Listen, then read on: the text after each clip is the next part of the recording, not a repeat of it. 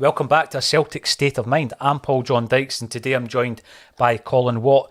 On a Thursday, it's normally PJ and JP, but JP is otherwise engaged. He will tell you all about it, I'm sure, next week when he's back on the show, and it will be a good one. Get, comment, and there's plenty happening around Celtic at the moment. Yesterday, Colin, we were just talking about Chris Jullien being on his way and who can we replace him with, etc., etc., but that story has developed overnight. We'll be talking about that. We'll be talking about the first Argentinian ever to sign and play for Celtic, as he undoubtedly will, and all the other rumours surrounding Jota and everybody else who may or may not be coming to Celtic. We're really in the midst of it, aren't we, Colin? We're really in the midst of the transfer merry-go-round at Celtic at the moment. Yeah, it's exciting times. Obviously, pre-season's already started. All the non-international players are back. We're getting the international players back next week. We're off to Austria for the first pre-season friendly. I think it's a week on Tuesday, is that right? 6th week on Wednesday. You're asking me to mathematically work that out in my head? Yeah, okay, it's a bit early for that, I'll give you that. But yeah, obviously, all things are on the go at the minute. And do you know what, Paul? It's just good to have the Celtic back. That is all I can say. No, it actually is, and that's the main thing. We're going to be taking a wee step back in time, actually, because anyone who's followed AXOM since its inception, way back 2017, A Celtic State of Mind started as an audio podcast, which is one of the reasons why you and I met. I met you at Greenock CSC for, was it the 50th anniversary of Lisbon? Yep. And on that particular night in the fantastic Greenock CSC, I've got to put that in there. I've visited a lot of Celtic supporters clubs in my time, but it is up there. It's one of my favourites, if not my favourite, out there, Colin. And, I was picking up my podcast equipment that night, and you and I had our first discussion, and from there we've done various things like live events with Celtic players and obviously A Celtic State of Mind. You've ran your own show on the channel, etc. But when we started, it was an audio podcast. Since we moved into the video side of things, which was a big risk when you look at the motley crew we've got on the AXOM contributors list, Colin, but, I think it was a risk worth taking. We obviously did that, and it was just by luck that we were going to, be talking through the 10 in a row season as it was meant to be. And we know what happened. But at that time, near the end of this show, we're going to be able to look at where we were at that moment with Neil Lennon, the comings, the goings, and everybody knows what happened. But there was an interesting wee bit of information we were given. And I'm going to say by source, Colin, because it was effectively by the source of the players who Neil Lennon wanted to sign for Celtic in that final season. We're going to have a wee look at that, seeing how we're talking about transfers. But let's not start with anything negative, i.e. Jullien's move being off. Let's start off with the positive. When that email drops into your inbox that Celtic have signed a new player. And that new player, of course, is our new left back. I'm not saying our new first choice left back. I wouldn't be so presumptuous, but we have signed our first ever Argentinian in Alexandro Bernabei. And that has dropped this morning. 5-year deal for him. And I think that at 21-year-old, it's a fantastic bit of business by Celtic, Colin. Yeah, it's a great bit of business. A transfer fee of roughly around 3.75 million, so not a massive outlay on him. We'll be interested to see the kind of extent of that in the coming years to see what the eventual fee turns out to be. But 5-year deal, which is again something that we don't hand out willy-nilly. So obviously a bright future ahead of this guy. I've seen clips of him, Paul, and he does seem to be the sort of fullback that Ange Postecoglou likes. He is someone who loves to get forward, likes to get a ball across, and can play in that inverted fullback position, which is good to see. He's obviously got a bit of flair about him. He already introduced himself to the Glasgow Kiss a couple of weeks ago. So it's actually clever timing from Celtic, because I believe that after today, his suspension's actually up. Right. He was given a 2-game suspension. So everybody was predicting that he would be announced on Thursday, because Lannis have played 2 games since then. So as a Lannis player, he'd have served the suspension. So I think that's probably what the delay was in announcing him, because he did arrive in Glasgow. What was it, last Friday? We saw the pictures of him in Glasgow airport. So I think he's just been enjoying the the Celtic hospitality since, which I know a lot of the players get the chance to do that, but he's had an extended period of it. I'm sure he'll be back in training on Monday. So yeah, it's good to see him. And do you know what? Our fourth summer transfer signing, a second one that wasn't here last season. We're starting to see the bit of depth coming into the squad, which is great to see. And long may it continue, because I think we've still got maybe another 3 or 4 to go.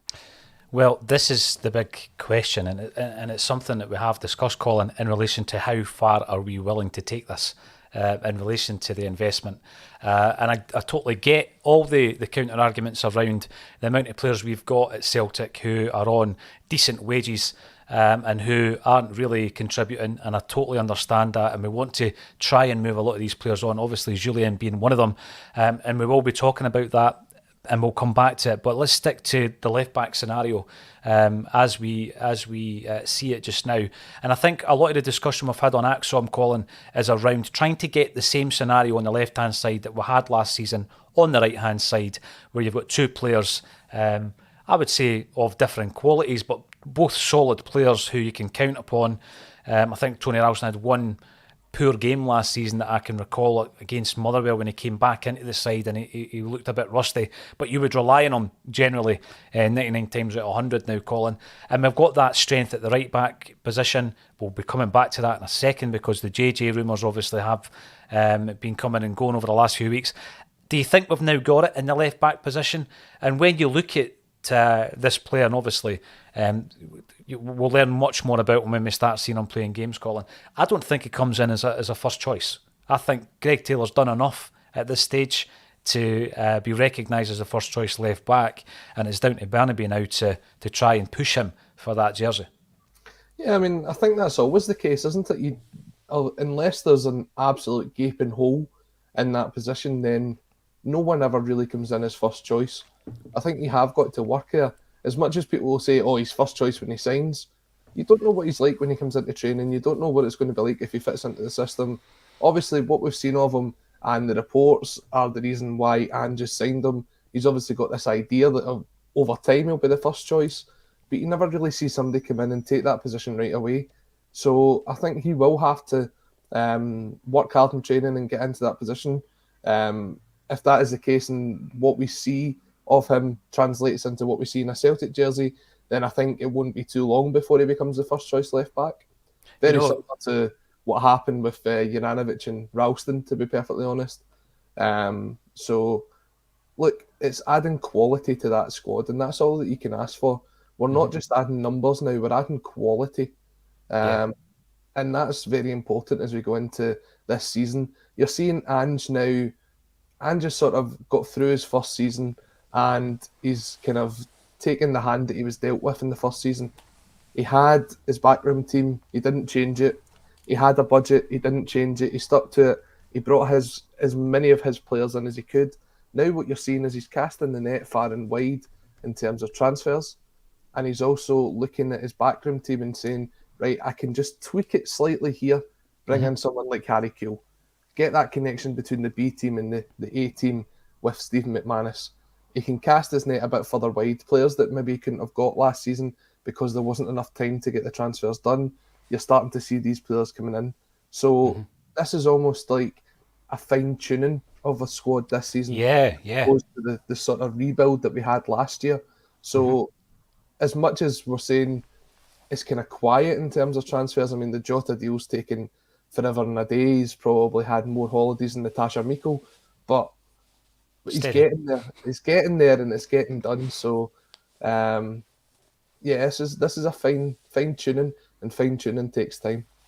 I think the situation last season, I likened it to that scene, and I've said this a couple of times, but I can't think of a better example in Wallace and Gromit when the dog's on the train, and the train is careering down the path, and he's actually laying the tracks as he goes, and he's rapidly laying the tracks. It felt a wee bit like that last season, Colin, because as you say, he walks into this, I was going to say something else, but he walked into a scenario at Celtic where it was, the club were in kind of free fall, it felt at that time, and he walked into that situation, and there's players wanting to leave, and the culture of the club hasn't been right for a season. And apparently we've taken one on the chin with our first choice manager. There's no getting away from it. We did do, all our work trying to get Eddie Howe in, and the club at that stage needed somebody to make kind of like magic happen, and he did it. But he did it in such a way where he was laying the tracks as the train was careering forward, and somehow he managed to get us over the line, and not just scraped us over the line. He did it with the style that he promised he would be, given to the Celtic support. And I think you're right now that he's settled in, and it's fine tuning and it's tweaks, Colin, and it's looking at a squad that he's assembled at various points over the last 12 months. They've came in different transfer windows at different stages, and he knows all about the players. He knows who he wants to keep. He knows the players that he wants to move on. And we're in that scenario now where he's doing the fine tuning, and he is strengthening in those areas. So if you look at the left back scenario, what have we done? Well, we've brought in a 21-year-old Argentinian who's going to be pushing Greg Taylor, who finished the season off brilliantly for that jersey. So yeah, you're happy that you've got a scenario on the left-hand side that you had last season on the right-hand side. I'm not comparing our new signing to Juranovic by any manner of means, because I think Juranovic is a different classy player at this stage. He's got a few years on Bernabei. I think we've got that competition for places also now in the goalkeeper position with Seagrass coming in. Don't think anybody was breathing down Joe Hart's neck last season, Colin. So he's starting to do that in all the positions. We'll come to the centre halves in a moment. What he's also doing is it's all killer and no filler with Ange, isn't it? So we get rid of two left backs and Scales and Montgomery, and we bring in the new one who's actually pushing for a jersey. Because I don't think Scales and Montgomery were really pushing Greg Taylor for that first team berth. But we do also have the question of Bolly, Golly. He's still at the club. And I think, do you reckon that it's as important to move on the Bollies of this world and Sorrow and a Jetty as it is to bring in the new players? Absolutely, because all that does is add additional funds to your transfer budget. Do you know what I mean? So you're looking at someone like Bolly, Ayeti, Barkas. Barkas's comments were shocking, to be perfectly honest, but we've heard that now from two goalkeepers that have departed the club, so it doesn't really come as a surprise. Even Jullien, as we say, if he's not going to be part of the plans, there's no point in having a sentimentality about these players. You've got to sort of move with the times, and if the squad doesn't suit the players that are there, then it is time to move them on. I mean, Jullien, obviously, the deal with Schalke is now off. Apparently, it came down to negotiations over wages, which I find quite strange considering it was supposed to be a loan deal. So for me, I think there's maybe a bit more to the fact that he had an extensive medical procedure.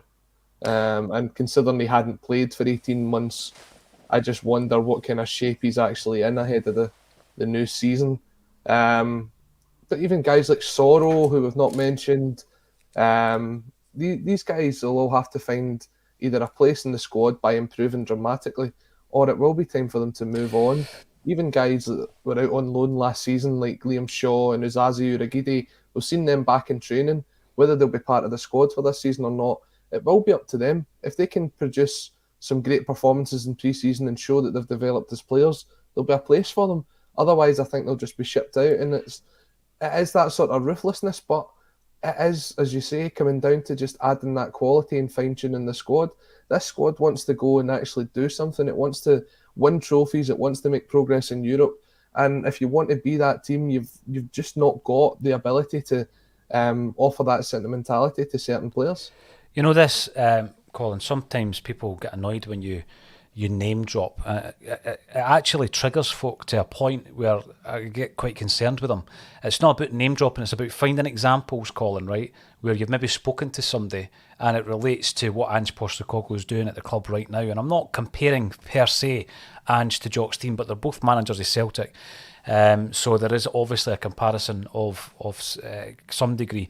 But I remember speaking to a number of players who worked under Jock Stein, and they spoke about a ruthlessness to the manager, right? Just the other week there, the Nearly Mocking documentary got a TV air, and I don't know if you watched it, It was on That's TV, which I think is one of those. What a channel. What a channel. Actually, when I was waiting on it coming on, there was a brilliant Bjork documentary about a stalker who stalked Bjork, which I thought was quite interesting as well. But a lot of the players I spoke to in the making of that film obviously spoke about Neil Mockin's role within Celtic and how often players used him almost as a go-between because of the ruthlessness sometimes of Jock Stein. And all you need to do is look at, let's use one player as an example, Bobby Murdoch. So Bobby Murdoch leaves Celtic at the age of 28. He's 28 years of age, Colin, right? He goes down to Middlesbrough and becomes an absolute legend down there, right? I mean, you look at the various books on the greatest players that ever played for Middlesbrough. Bobby Murdoch's in that book, right? Mm-hmm. European Cup winner, but many felt that he was a talisman in Lisbon. People might argue Jinky, the entertainer. People might argue that, Billy McNeil, how could you go past Big Billy? But Bobby Murdoch was orchestrating the midfield. He was in the engine room. And when it came down to it, though, Jock Stein was ruthless, Colin. And a player that many believed that Stein actually turned around because he went from playing as a number 8 to number 4. And the famous quote from one of the journals back then is that Jock Stein's halved the number on his shorts, but he's doubled his effectiveness on the park. And Bobby Murdoch was that player. He still had years in the tank, but when the time came, Jock Stein was ruthless enough to let him go. I think Jimmy Johnson was 30 when he left Celtic as well. And you look at the careers after Celtic and have gone on and have played for another 4 or 5 years. But I think if you want, and I mean, another example, I've heard that, through reading many autobiographies of footballers, Sir Alex Ferguson was one of these managers, Colin, who, when it came to that moment, and you think of the players, Jaap Stam, David Beckham, players that still had plenty to offer, but when that time came, it was time to go. And I think that Ange is like that. I think he's got that in his locker. So when you look at things like you mentioned about Sorrow, I'm going to say it. I think Sorrow's career at Celtic's finished. I think Bolingoli's finished. I think Ajeti's finished. Chris Jullien entered that list a few weeks ago, didn't he? Where we were going on about players who have to be shipped out. Jullien was one of half a dozen players, which included Barkas. And I think maybe even Mikey Johnson's, he's really on the verge of being in that category. But I think when it comes down to it, if you're not going to contribute, Ange will ship you out, and that will be the end of your Celtic career. And I think that ruthlessness, Colin, is what we need at this time, because I do think that there's still quite a lot of jersey fillers there that are not contributing to Celtic. And I think it's going to be very interesting over the next couple of weeks to see who else leaves, because at the moment I'm looking at various lists. I know there's been quite a few people who have been freed from Celtic, but the list I'm looking at the moment, Colin, throw in any others if I've missed any names. So Ewan Henderson signed for Hibs, right? We've got Kerr McInroy, who never played for the first team, who signed for Kilmarnock. Luke O'Connell is away to Barnsley. He joins a whole host of players who've played for Celtic and Barnsley. Hit me up with any kind of suggestions, anybody you can remember that played for both clubs. I'm going to give you Owen Archdeacon, because I think he was a Greenock boy, Colin. He is a Greenock boy, yep. Yep, Owen Archdeacon, Mick McCarthy, Ronnie Glavin. We also, Andy Payton played with Barnsley. Who else? There's been more. Paddy McCourt played with Barnsley. And Jack Aitchison, did he play with them? And of course, Luke O'Connell. And Luke O'Connell's the latest in that group. We've got Barkas, who's away to Utrecht. Liam Scales, Aberdeen on loan. Adam Montgomery on loan to St Johnstone. Tom Roderick not yet with a club near Beaton, still looking for a club, maybe going to Cyprus. And players like Jonathan Afalabi, who after a number of different loan deals, Colin, was freed. And of course, Jota has officially left because he's not signed yet. So, there's a whole host of players there, but I think you could probably throw another 9 or 10 on top of that. Do you think he's going to be that ruthless? I don't see why not. I mean, at the end of the day, he's got a budget and he's going to have to work by it. And if he thinks that getting these players away is going to help his own budget and bring in the quality, then, as I said, there's no room for sentimentality. What was interesting, though, is some of the players that have been kept on that we would have maybe thought sort of towards the end of last season that their time at the club was up. For example, Ross Doohan, he's still around. I saw him on the training video that Celtic put out. So it does look as if he signed an extension before he went on loan to Tranmere last season. So obviously keeping him around. Guys like James Forrest, they got the sort of 3-year contract, which a lot of people at the end of last season were very, very surprised at. So it'll be interesting to see what you can kind of get out of someone like James Forrest next season. And obviously like guys like Beaton and Rogic, which probably none of us thought we'd see them move on at this stage, especially not on a free transfer anyway. It is that kind of that time of the year where, as you say, you're seeing these players come back into training. We're talking about someone like Jonathan Afolabi. These were the kind of risk signings that Celtic used to take. Someone that was maybe coming towards the end of their contract at an English Premiership club or someone around that end. It's the same sort of idea with Luke O'Connell, the same sort of idea with Liam Shaw, where they were young enough for Celtic to take a punt on them and it's never really worked out. And I don't actually think there has been, with the exception of probably Jeremy Frimpong, and we had to pay a fee for him. I don't think there's actually been a signing that we've made that's been as successful as that. I don't think we kind of do well in that market. So I'm kind of glad that we're staying away from it at the minute. Everyone that we're looking at seems to have played at least 20, 30, maybe even 40 games for their team. It's a hit or a miss, isn't it? Yeah. Whereas, as it stands, it's as I said, fine-tuning and picking quality over quantity. So I'd like to see us staying away from that market and bringing these guys in. You know, when you're talking about Frimpong, I remember when Frimpong came in, it was around about the same time as Leo Connor coming in as well. Signed on the same day. Right. Aye, because we were having a conversation with someone in the Celtic scouting team. And at that point, that just shows you how football, it works in mysterious ways. So at that point, Celtic had the pair of their players on a level and they weren't quite sure which one was going to be first team and which one was going to actually go out on loan. And Frimpong and O'Connor were kind of like neck and neck at that stage in terms of the scouting reports that they'd received, Colin. And it just shows you, Frimpong, I think it was £11.5 million, he gets the move to Leverkusen, and O'Connor didn't feature, ended up a couple of loan deals and a permanent move to Tranmere later. Because he went to Partick Thistle first, didn't he? Then Tranmere, and now he's out there permanently. International player, of course, and it may have been a change of management, who knows, but it just shows you, like you say, hit or miss. You might get a Frimpong, you might get an O'Connor, and it doesn't look as though we really are operating in those markets. For the time being, whether or not we return to them, who knows? Radicalizer comes in, welcome to the show. Would have preferred to have seen someone with a bit of height. Now, before I go on, is he talking about JP's replacement here, or is he talking about the new left back? I'm not sure. Someone with a bit of height, but pleased to see Heart and Desire seem to be part of his makeup. He's obviously talking about you, Colin. Obviously. Aye. I mean, you're not that small, to be fair. 5'10". 5'10". There you go. Average height. Lanky 67. Good afternoon, troops. So we've got Bernabei, just a few more to go, and we've got a solid team of 24 players to choose from. I've said all killer, no filler. I think that's what we need to go for. We can't have these empty jerseys so that every time you have a transfer window, Colin, we're shelling out 20 players at a time. I mean, we need to get away from that because it's unsettling. And these players, it doesn't do them any good to be hanging about a club for 2 or 3 years and not kicking a ball. No, and one of the other things is as well, if you've got this sort of smaller squad, what that actually allows as well is for a bit of development from the youth team to come through as well. So you're not just kind of saying, if you look at it, right, okay, so McGregor goes out injured, so you bring in someone like Ideguchi, and in Ideguchi's place you put Soro on the bench, or you put McCarthy on the bench. If that comes down to the fact that you're sitting with a 24-man squad or a 20-man squad or whatever it turns out to be, and your main player gets injured, you bring in the backup, and the backup's probably played so many games as well because you're allowed to bring 5 subs on now, so you can get these guys in, you can keep them rotated, you can keep them fresh, but that space on the bench then becomes available, and you're looking at the B team and you're saying, right, okay, so on the B team this season, someone like Rocco Vata's had a fantastic season. You can reward someone like Rocco Vata by saying, right, so for the game against St Mirren at the weekend, McGregor's out injured, Ideguchi's playing, it's your spot on the bench.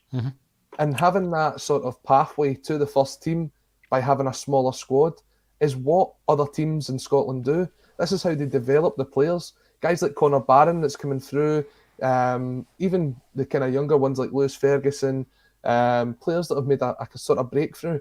They started by getting their opportunity on the bench, and when it came round to it, they brought them on. And when they were given their opportunity, they shone. But at the minute, we're not getting the opportunity to do so because the squad's that deep that you can say, right, if McGregor's injured, Ideguchi's in and Soro's on the bench or McCarthy's on the bench. That pathway's just not there. I think having the smaller squad, you'll see new young blood coming through. Everything points towards that, though, Colin. You look at the move, the nuance of that move of Stephen McManus from the coaching team of the first team to the coaching team of the B team. We actually spoke about that when we heard about Harry Kewell coming in, and we thought, well, one of the guys is going to have to make way, and it probably would be last in, first out, Steve McManus. But I think what they're doing there, like you say, is they're working on the pathway. So instead of having an Afolabi, who I think we signed from Southampton, Okoflex, West Ham, all these players that were brought in from other clubs, right, who have had academy experience elsewhere, we bring them in, and they're clogging up our academy players from coming into the side. It's exactly what you've said there. And I think that the move of Steve McManus to the B team is an indication of that as well. I'm really keen to get everybody else's thoughts. We're going to move on to the Chris Jullien, the curious case of Chris Jullien and where we are with Chris at the moment. Michael Ross still need a big physical centre-back, maybe another striker. Well, that's another question, whether or not we do need a Jordan Larsson up front there, Colin, but I'll ask you about that later. Ryan Taylor, feel good Thursdays, absolutely. We're all about positivity on Axom. Durban Culche, good day, folks. Off work for 16 days. Well, you enjoy that, pal. You enjoy your 16 days off, eh? Michael Ross comes back in, hearing some French clubs interested in Jullien. Hopefully punt him ASAP. I think we're at that stage now where there's a player, Colin, and Chris Jullien, that we've spoken so much about. I remember vividly the day that he collided with that post against Dundee United. You could hear the clunk. There's no fans in the crowd. I was doing the match day with JP Mason that particular day, whose seat you are obviously keeping warm today. And at that time, I don't think you could have envisaged what was going to happen over the next 18 months for Chris Jullien. It's pretty sad, but we're now in a situation where it's pretty clear that his Celtic career is over. And I remember when I was talking about this group of players that I felt we had to get off the wage bill, and I thought some of them were really obvious, like Bolingoli, Ajeti and Barkas. I didn't hear many people arguing about those players, but I was throwing Soro into the mix as well. Jullien made an appearance in that, and then I had a question mark around Mikey Johnson because I just don't think he's developed the way that we would have hoped over the last couple of seasons. But Jullien indeed is on that list, and he looked yesterday to be the next one in that revolving door on his way to Schalke. We then get an update after his own Instagram update. There was no picture of the flight home. That the deal's off, and Romano says it's something to do with personal terms. But you start worrying about the medical. You do start worrying about it, Colin, because I get that it doesn't. Well, it does actually make or break a lot of deals. But by failing a medical, it doesn't mean automatically you don't sign for the club. But it obviously raises concerns, and many clubs say, well, the deal's off. We don't know one way or another.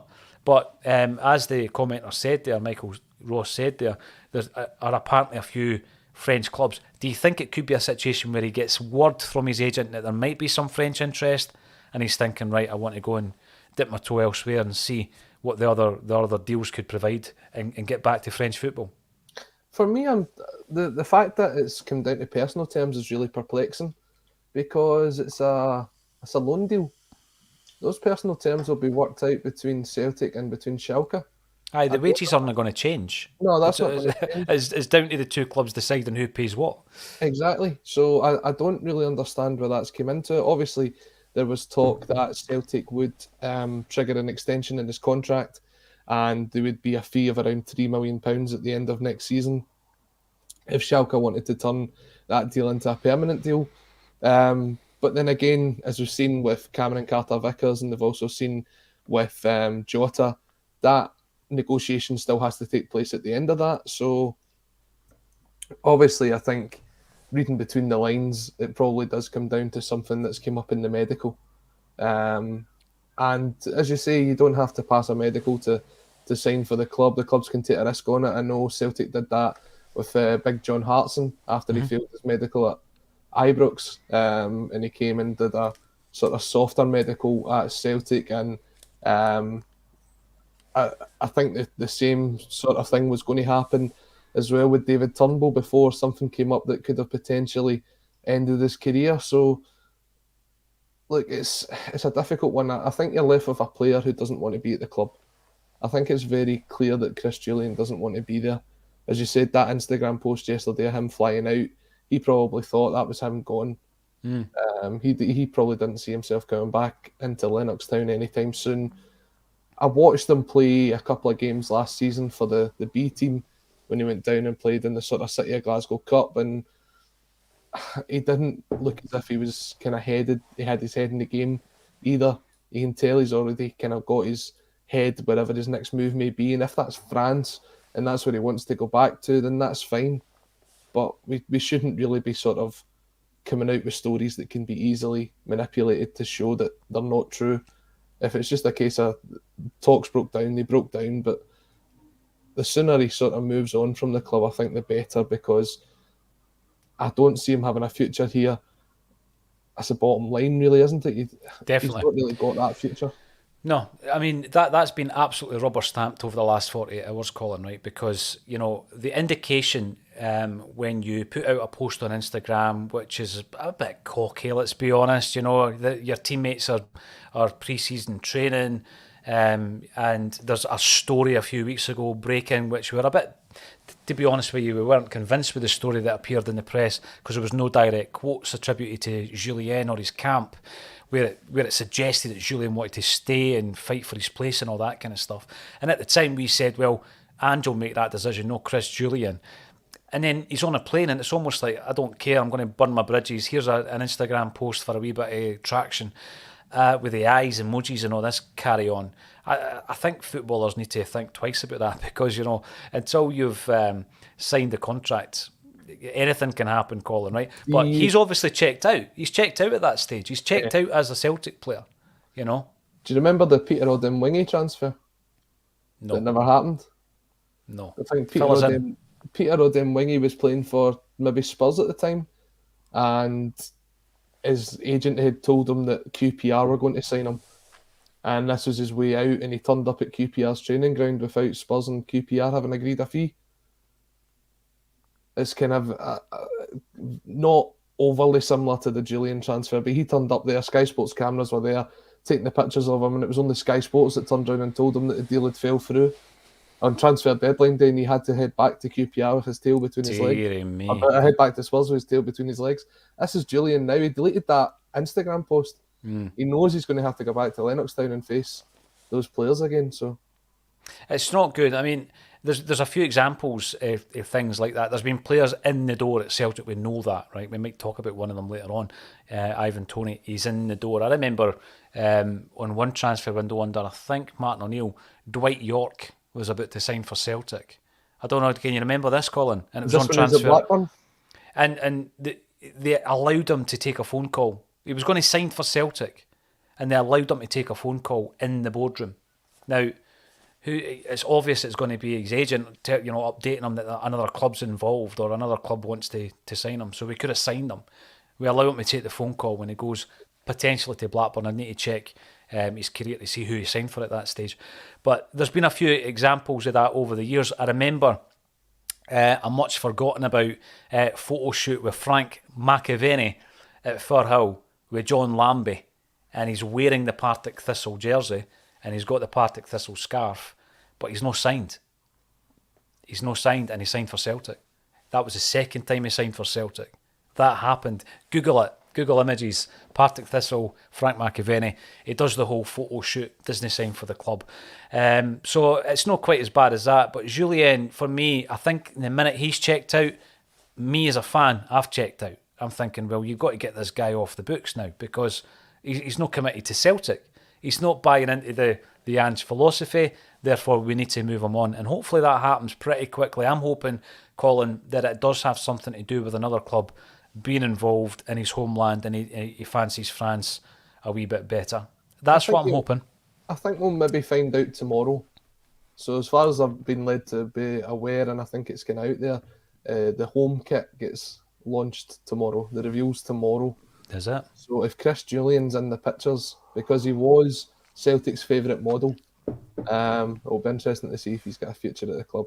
Well, I'll take you as Jullien, and I'll raise you a Matt O'Reilly. He seems to be the go-to now, doesn't he? He is definitely. However, Brian Degnan yesterday suggested that we were saving the Jota announcement for the home jersey launch. Colin, what do you make of that? I can understand that. I also understand that today is the last financial day of the footballing year. So I wonder if that's maybe part of the planning, that he'll come in on the 1st of July and it carries over into the new set of accounts after Celtic released the statement to the stock exchange a couple of weeks ago. That's far too much. That's far too sensible. Something to say on here, Colin. But yeah, if that's the case, then I can see the inner workings of that one. Yeah, for sure. Obviously, your accounts for football are up to the 30th of June. Obviously, tomorrow being the 1st of July, the new kit launch comes out, and there is word I've heard from Mark Hendry, who's at Football Scotland, another good Greenock boy, who confirmed that Jota is in Glasgow just now. So looks as if his world tour is finally over and he's got his final destination, which is Parkhead. Yep, brilliant. Another name that came to my mind there, you were talking about the fact that we had Bernabei in Glasgow and he was getting the Celtic hospitality. Remember Jimmy Bullard? Came up to sign for Neil Lennon first time round, and he's away playing golf and all this and that. He doesn't sign. He also, what was it? Went for a golf outing with Lennon. Was it St Andrews? Celtic took him up to St Andrews. Yeah, it wasn't the only one that summer, if I remember correctly. Was it not him? David James, yeah. Saul Campbell. That's maybe? right. I forgot about him. I forgot about Saul Campbell. There was quite a few. Interesting. Magnet67, welcome back to the show. Afternoon Axon team, delighted and a bit relieved to get Bernabei done. I was beginning to worry of a Turnbull medical scenario. The big thing is, who have I been worried about this pre-season? I've got to say, the player I have been worried about has been Jota. And the quicker we get the Jota deal over the line, the better. And I think what you're going to get here is... going back to what we said at the top of the show, Colin, regarding Ange Postecoglou and the way that, he arrived at the club last season, and he basically had to just, hit the ground running, and he knew that, and there was a couple of wee issues at the beginning, and then the players started filtering in all at different times. What he's got now is that core squad that was here last season. You just want them to get that pre-season under their belt, play the pre-season games together, and I mean, you can include the likes of Jota in that. You can include Carter Vickers in that. Carter Vickers came in on the last day of the transfer window last time round, so these players were being introduced all at different times, bit stop-start, and you just want everybody to be a group. And yeah, I get that there will be other additions as the season goes on, particularly in January, I'm guessing. However, you do want players like Jota in the door. But it begs me to ask the question once again, right? Because if we look at the outlay so far, depending on the transfer fees that you're relying on, our outlay at the moment is 13.5 million quid. 14, almost 15 million actually. Almost 15 million on Maeda, Carter Vickers, Siegrist and Bernabei. Siegrist, of course, was a free agent at that time. So we've spent about £15 million, Colin, and of the players who have all left, there have been loan deals or free transfers. So we haven't, you're not going to get a loan fee for the players we're loaning out. Maybe Barkas, I'm not sure if you would even get a loan fee. We've not recouped money, is basically my point. But we have spent 15 million. And I think if you go back to some of the discussions we've had before, a test of the board's mettle, how much are they willing to push this? You bring in Jota, let's say in an ideal world, Jota arrives tomorrow and there's a big unveiling on social media and all that stuff, and it goes into meltdown because that's what happens. That's pushing you over the £20 million mark, maybe up to 21 million quid, Colin. And you asked your question, are you finished? Are you done spending there? Do you still need a central defensive midfield player? Do you still need it? I mean, how far is the board willing to push this without selling a prized asset? Well, I think what you've got to look at is when the kind of position that we were in last year. See if you take a look at the squad last year after everyone had moved on. I'm talking about guys like Ryan Christie, Edward, once Chris Ayer, after all these guys had moved on, you're sitting going, where was the next prized asset? Because at this point we didn't really know what we were going to get out of Kyogo. We didn't know what we were going to get out of guys like Matt O'Reilly who hadn't signed yet, Cameron Carter-Vickers, etc. It was a complete and utter rebuild. So the sort of mismanagement to that point was when you sold someone like Moussa Dembele, you knew who the next player was going to be. Mm-hmm. You knew it was going to be Edward. You knew you could keep going and get him through and he would be the next 20, 30 million pound player, whatever. There was always someone that you knew you could do, that you could sell if you didn't make the Champions League. Now you're in the position where if you win the league this year again, you're guaranteed that spot in the Champions League. And you're talking 30, 40 million pounds, and it's a big, big difference. So the gamble now isn't about trying to make the Champions League and then if we don't, we have to sell that player. The gamble now is winning the league, and we're focusing on that. And we've got a manager who is determined to improve this squad. And you know that if you get in the Champions League, the value of players is just going to increase. Mm-hmm. No end. I mean, even the latter stages of the Europa League, you have to take a look at someone like, and I don't want to talk too much about them, but Nathan Patterson and that transfer fee that they got for Nathan Patterson. Yeah. That boy played maybe a dozen, maybe a bit more games for them. But because of the potential of him, and he's played in Europe a couple of times, his transfer fee went up. You see it for other players as well. Is he a better player than Tony Ralston? I wouldn't say so, no. I've watched both of them play for Scotland, and I think Ralston's above him. Mm-hmm. So when you look at it, you're thinking, right, if Kyogo or if Jota goes and has a good season in Europe, and they only have to maybe score 1 or 2 goals, and it puts them into the spotlight, instantly you're turning 4, 5, 6 times over your investment. Yep. Because it opens it up to a wider market. It's exactly what we're doing with Bernabei as well, is opening and showcasing him to a wider market. Mm-hmm. So as it stood when Ange took over, there wasn't anybody he could sell. This is season 1 of the new development. It's going to take maybe 2-3 years to get back into that cycle, because the players that we brought in, they weren't good enough to turn around in a couple of years' time. If you remember back to when Celtic had the convention thing at the SECC, and it was one of the very few times that Peter Lawwell held a sort of one-on-one interview, and I think it was Jerry McCulloch that hosted it. And he was asked about... So Lawwell was answering his own questions then? Well, probably. They were talking about the player development cycle, and he was saying his words were, we sign players on a 4-year deal, and we look at it and review it after 2 years. So that in 2 years, if we're saying he's still got a bit of development to go, we're not going to get the top money for him just now, but maybe in 18 months' time we will. He'll get offered a new 4-year deal, and they'll look at it again. Whereas in 2 years' time, if he's hit that peak and you're thinking this is the most money we're going to get for him, that's when they start taking interest in bids. So, but that's something we've spoken about, Colin, because I get that model and it was successful for a period, but we've spoken about imagine keeping them for longer than the 2 or 3 year cycle. Well, that's true. And I guess in the terms of if you continue to have success in Europe, and you continue to make the Champions League, then you can change that cycle round. Well, it's a big question. You and I had a whole show dedicated to looking at the players we had over a period of time who were still playing. Had we kept the team together, what could they do in Europe? And I think I've kind of arrived somewhere in the middle of the argument. So you've got the model that you were talking about there, where you bring a player in, he does well, and within 2 years you sell him, and it's a 5 or a 6 or even more, markup on him. And then you've got the other one where it's like, what if we kept all these players for 5 years and the manager may built something really strong?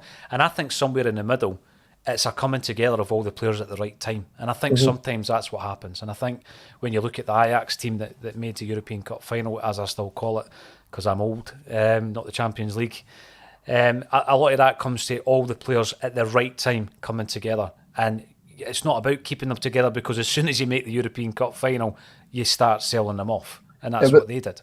The other side of that as well, though, is when you take a look at it, you've got to have the sort of transition in place.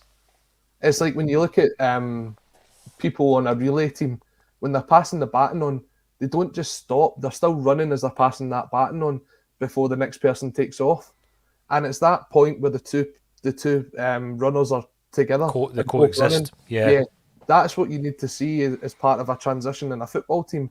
So at a point, you would have loved to have a season where there was Edouard and Dembele together, because you knew Edouard was the next player, and you knew Dembele was coming to that point. But even that 6 months they sort of had together when Edouard was on loan, you saw what you could get out of them. You saw the sort of future there.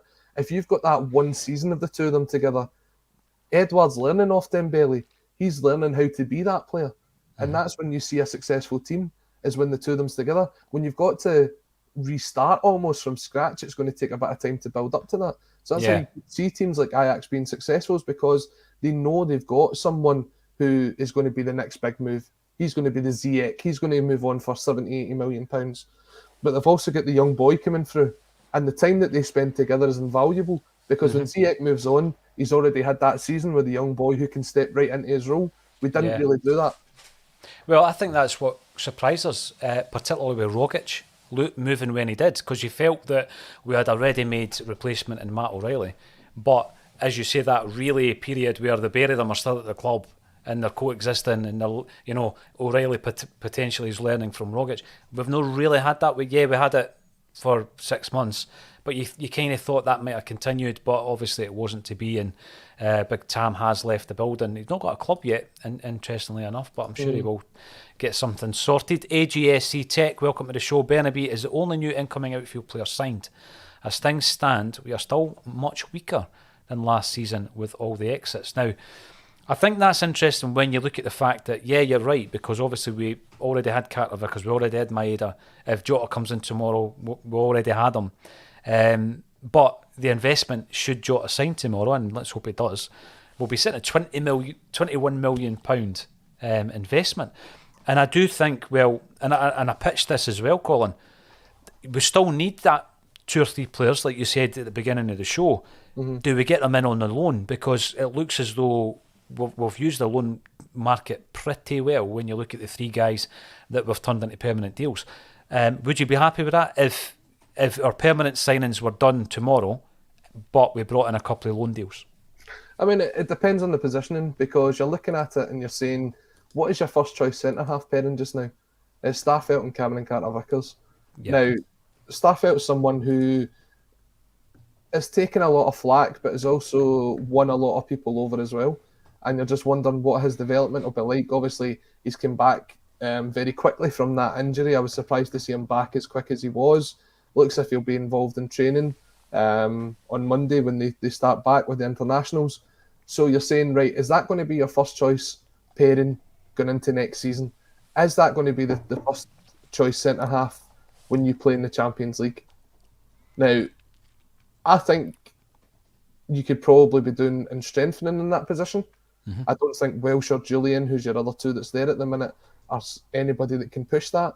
So you'd be looking to bring in quality. Now, if that quality is going to be someone who we can only get on a loan deal right now, you're saying, well, is he good enough to be a first-team player? I mean, obviously Cameron Carter-Vickers came in on a loan deal and it changed it up a bit, but there's only so many Cameron Carter-Vickers you get. You're not going to get a lot of quality for the Champions League if you take a loan deal.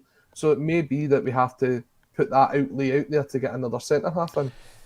If it comes down to something like the right wing position after we sign Jota, and you're saying, right, this is to add squad depth, then a loan deal with the option to buy, I think, makes sense. Because you're not, if it works, and then you can look at that transfer again in the summer. But if you're actually going out there and looking to strengthen a first-team position place, I think we will have to spend more money. And I wouldn't be surprised if we put a bid in for someone like an Itakura at centre-half. I was just going to suggest where we are with this. And the reason I brought up the loans, Colin, is because, right, so the Jullien deal has broken down. So I would guess that we're not going to sign a centre-half until Jullien's out the building. But some of the names, obviously, that were being mentioned, Itakura being one of them, but Malik, is it Tian? Also 20-year-old German Schalke Schalke, yeah. centre-half as well. But the reason I'm bringing up these two names, because at this moment in time it's speculation, it's the transfer fees. So the only reason that Itakura's not signing permanently, also with Schalke, who are getting a lot of mentions here, is because they can't afford them. So obviously he was then in talks with Mönchengladbach. Those talks broke down. But you're looking at £5 million plus for that player. And then the information that, if it's to be believed, and why not? Because the source is someone who knows a lot about this particular player. But if we go in for the Schalke player who apparently was going to be coming to Celtic, you're looking at €8 million.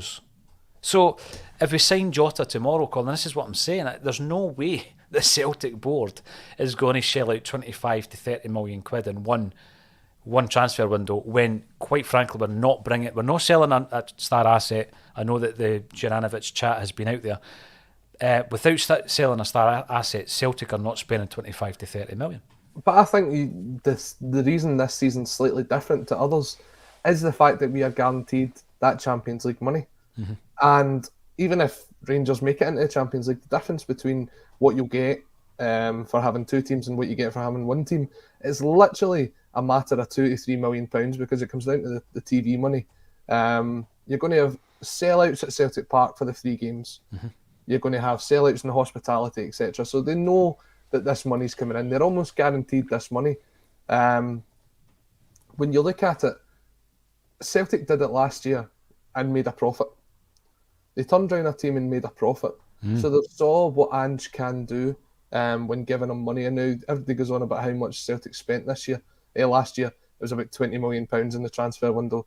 But we also brought in close to £30 million. So there is money in the bank. There is this sort of build-up that we've had. And if you can continue to be successful and you can trust the manager is going to bring in a player that you are going to get a comeback from, you are going to get a return on, you are going to make the Champions League, it is a gamble to take. But I think when you look at Ange's track record, he's kind of earned that he can go and spend that money. I wouldn't be surprised if Celtic spend between 25 and £30 million this year. But because you know that if you sign in the right positions and you strengthen properly, you're not going to have to spend that next year. Celtic are still in a rebuild position. Yeah. So it could be that next year you maybe only sign 3 or 4 players. And by the way, Colin, £20 million profit. See that what you've said there's a couple of other interesting points. You've got a second Champions League group campaign guaranteed. And also, I think this time next year, if it all went to plan, you are then looking at one of these assets that you were talking about before probably being sold. So at that stage, you've got Champions League money plus a £20 million bounty, depending on who the player is. So I think it does make sense. I've been pushing for it. 25 million quid. We asked the question a month or two back, are the board prepared to spend the money? I think they should. Bring in Jota and bring in one of the centre-halves that we've been talking about. But it would push your spend up to 25 million plus, which isn't really something we've seen from any Celtic board in recent history. No, it is taking a gamble. And it isn't... Well, I'd say taking a gamble, but we took a gamble on the 10 in a row season as well, where we turned down the bigger bids for the players and we spent, best part of £20 million on guys like a Yeti in that one. We knew there was no money coming in. There was there was no season ticket money coming in. We were playing behind closed doors. We took that risk there. So this board is starting to show it's a bit more risk adverse when it comes to things like this. So I'm not overly surprised. I think you might see in a year or two's time, you maybe end up being in a position where you do bring in more than what you spend. But right now, as part of this rebuild, you have to do it. Otherwise, you're kind of sitting in a position 12 months from now where you're kind of stuck in a hole with no assets to sell and no money coming in from Europe. So you've got to get yourself back into that position. As I said, it's taking time. It just shows you what we were left with as a squad from this time last year. And the better performances that you have in Europe, the player values are only going to go up and up. So it is a case of speculating to accumulate. It goes back to the old quote from the Bunnet when he says, "If you build it, they'll come." If you put that team on the park, the bids will come in. Aye, and the success will come as well. Yeah. Just a very quick one before we move on, talking about departures. What's your thoughts on Liam Scales, Adam Montgomery? Do both players still have a future at Celtic? It's interesting to see Liam Scales being put into this sort of left centre-back role, because that was something we were crying out for last year, was a left-sided centre-back, and he wasn't really given the chance in that position. So I guess a season at Aberdeen, if he goes on and does well, he's still fairly young, he could potentially have a future. Adam Montgomery, we know that there's been the idea that he would be eventually the first choice left back. He was obviously transitioned from a left sort of midfielder position back the way. I don't think that ever really works. We've seen it happen at Celtic before, and I don't think it's really worked. So it'll be interesting to see how he does at St Johnstone. They've got a massive season ahead of them after the disaster that was last year. So if he goes on and does well, then I'm sure that there'll be a spot for him in the pre-season squad next season. I just hope it goes a lot better than his loan spell at Aberdeen did. Yeah, didn't work out too well for him, did it? Interesting enough, you do have quite a knowledge on Aberdeen, because they ask you regularly onto, is it red tinted glasses? Yep. The Aberdeen show, for your Celtic take on various things. So I know that you keep an eye on that particular side. But you mentioned earlier, because I remember last season the name Lewis Ferguson getting linked with Celtic. I don't think we're operating in that field now, but there's talk of him going to Millwall, £2 million. Are you surprised at that?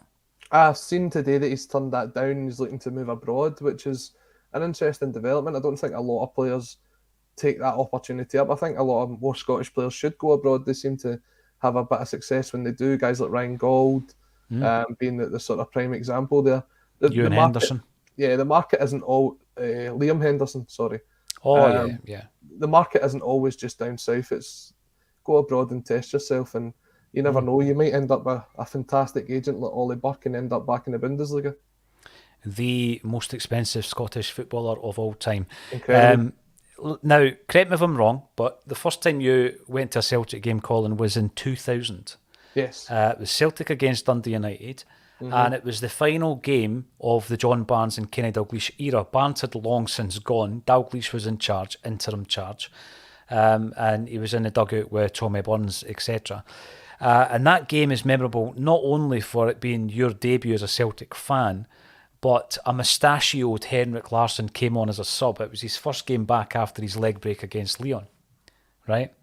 Why am I talking about that? Well, we have been linked with his son, Jordan Larsson. I just want your take on this, right? Because we've got a situation, obviously, with a player who has got a big market value, and he's available on a free because he's a free agent because of the scenario at Spartak Moscow where he was playing.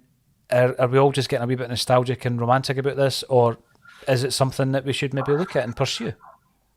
Look, if you look at the guy's quality and take his second name out of it, he is a fairly decent player. He is someone that would probably be linked with. I just think if you look at it and you've got that Larsson name and you get it on the jersey, and I think it puts a lot of pressure on him, and whether he can live up to that is on him. I don't really remember many offspring of very successful players going on to have great careers. Maybe Maldini being the kind of the main one I can think of right now, but it's very difficult. I think he'll have a lot of pressure on him if he was to sign for us. Again, with the fact that it's a free transfer, it might be a bit easier.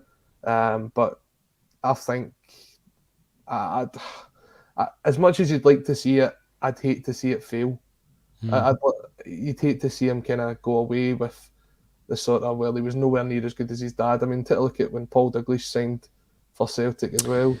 Yeah, but that's why, you remember Jordi Cruyff, he used to wear the name Jordi on the back of his jersey. Yeah. For that, you wanted to be looked upon and regarded as his own man. I mean, that's going to be a difficult task with a name like Cruyff. But it's a bit like Larsson as well, because his dad is such an icon. at Celtic Park. But taking that away from it, you know, if he was to come in and it was a free transfer, as I say, he's got a market value. Celtic might be all over that, and the merchandise and opportunities may be massive as well. That's your transfer budget for next year sorted if he does sign and take the number 7 jersey. But that's it. You can't give him Giakoumakis his number now, mate. Well, that's very true. That's the thing. Absolutely. I just wanted to know your feelings on that, because I know that obviously Larson, like many of us, has a place in your heart. It's interesting when you get to my age where you've seen the dad and the son both playing, because you used to hear stories of Jordi Cruyff or who was the other one, Michael and Brian Laudrup's dad played and all this kind of stuff. But obviously now we're at that stage where we're seeing both careers, because we're edging into you in your 30s, me in my 40s. Are you in your 30s yet? Aye. Not yet. Well, there we go. We have various age groups within our contributor base at Axom, ranging from I think early 20s right up to, I don't know what age Jim Orr is, but he's older than me, I think. Let's say the 50s. Thanks everybody for getting involved. JP will be back next week. Colin hopefully will also be making an appearance at some stage next week as well. It's always a pleasure. Thank you, Colin Watt. Thanks everybody for joining us on A Celtic State of Mind. Take care.